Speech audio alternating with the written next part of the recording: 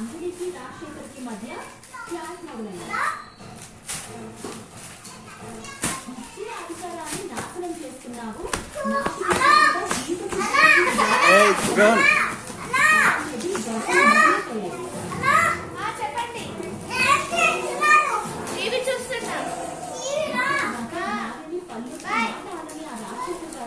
ఇప్పుడు అంజలిని పట్టుకుని తిట్టు మొదలుపెడతారు.